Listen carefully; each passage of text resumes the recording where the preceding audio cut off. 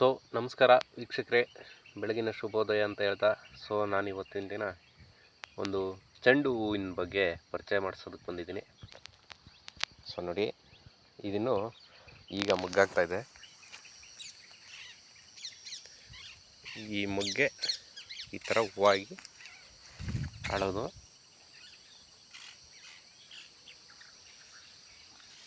ನೋಡಿ, ಎಲ್ಲ ಚೆಂಡು ಹೂಗಳಲ್ಲಿ ವಿಧವಿಧವಾಗಿಂಥ ತಳಿಗಳಿರುತ್ತೆ. ಸೊ ನಾನಿವತ್ತು ನಿಮಗೆ ತಿಳಿಸ್ಕೊಡ್ತಾ ಇರ್ತಕ್ಕಂಥದ್ದು ಚಿಂತಾಮಣಿ ಚೆಂಡು ಹೂವು ಅಂತ. ಒಂದು ಗಿಡ ಇಟ್ಟರೆ ಈ ಥರ ಕುಚ್ಚಾಗಿ ಹೊಡ್ಕೊಳ್ಳುತ್ತೆ. ಸೊ ಇದು ನವಂಬರ್ ಡಿಸೆಂಬರ್ ಟೈಮಲ್ಲೇ ಹೆಚ್ಚು ಹೂವನ್ನು ಬಿಡ್ತದೆ. ನೋಡಿ, ಇದು ಶ್ಯಾಂಪಲ್ಲು. ಈಗಿನ್ನು ಇದೆಲ್ಲ ಪ್ರಾರಂಭ ಆಗ್ತಾಯಿದೆ ಬಿಡೋದಕ್ಕೆ. ಸೊ ಈ ಒಂದು ಚಿಗುರೆಲ್ಲ ಇದೆಯಲ್ಲ, ಸೊ ಇವೆಲ್ಲ ಒಟ್ಟೆ ಟೈಮ್ ಒಂದೇ ಟೈಮ್ ಬರುತ್ತೆ. ಅದು ನವಂಬರು ಡಿಸೆಂಬರ್ ಟೈಮಲ್ಲಿ. ಸೊ ನೋಡಿ ಸ್ನೇಹಿತರೆ, ಈ ಒಂದು ಕಾಂಡ ಬಂದು ಕಪ್ಪಾಗಿರುತ್ತೆ. ಕಪ್ಪನೆಯ ಕಾಂಡ ಹೊಂದಿರ್ತದೆ. ಸೊ ನೋಡಿದ್ರಲ್ಲ. ಓಕೆ, ಈ ಚೆಂಡು ಹೂವಿನ ಬೇಸಾಯದಿಂದ ಹೂವನ್ನು ಸಹ ಮಾರಿ ಆದಾಯವನ್ನು ಗಳಿಸ್ತಾ ಇದ್ದಾರೆ ನಮ್ಮ ರೈತರು. ಸೊ ಅದನ್ನು ಹೊರತುಪಡಿಸಿ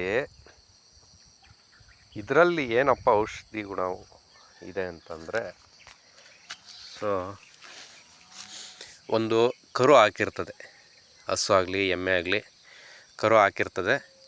ಸೊ ಅದು ಮೋಷನ್ ಹೋಗಿರಲ್ಲ, ಇಲ್ಲ ಜಂತುಳು ಇರುತ್ತಲ್ಲ.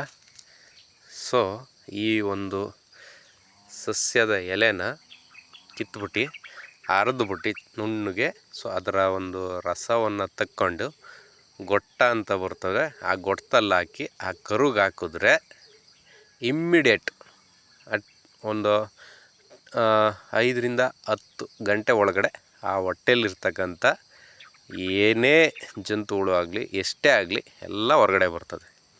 ಆಮೇಲೆ ಮೇವನ್ನು ಸಹ ಚೆನ್ನಾಗಿ ಮೇಯ್ತವೆ. ಈ ಮೋಷನ್ ಆಗದೆ ಇದ್ದರೂ ಸಹ ಇದನ್ನು ಹಾಕ್ತಾರೆ. ಯಾಕಂದರೆ ಈ ಹಸು ಕರುಗಳು ಹೆಚ್ಚು ಮಣ್ಣು ತಿನ್ನೋದನ್ನು ಕಲ್ತ್ಕೊಬಿಡ್ತವೆ. ಸೊ ಅಂಥ ಟೈಮಲ್ಲಿ ಮೋಷನ್ ಬರೋದಕ್ಕೆ ಒದ್ದಾಡ್ತಾರೆ.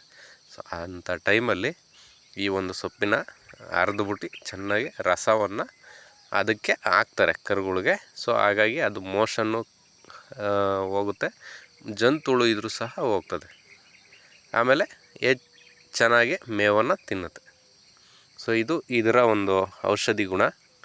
ಓಕೆ ಸ್ನೇಹಿತರೆ, ಇದ್ರ ಬಗ್ಗೆ ನಿಮ್ಮ ಅನಿಸಿಕೆ ದಯವಿಟ್ಟು ಕಮೆಂಟ್ ಬಾಕ್ಸಲ್ಲಿ ತಿಳಿಸಿ ಅಂತ ಹೇಳ್ತಾ, ಸೊ ನೀವು ಕೊಡೋ ಪ್ರೋತ್ಸಾಹ ನನಗೆ ಮುಂದೆ ಇನ್ನೂ ಹೆಚ್ಚೆಚ್ಚು ವೀಡಿಯೋಗಳನ್ನ ಮಾಡೋದಕ್ಕೆ ಅನುಕೂಲ ಆಗುತ್ತೆ ಅಂತ ಹೇಳ್ತಾ, ಸೊ ನನ್ನ ವೀಡಿಯೋನ ಮುಗಿಸ್ತಾ ಇದ್ದೀನಿ.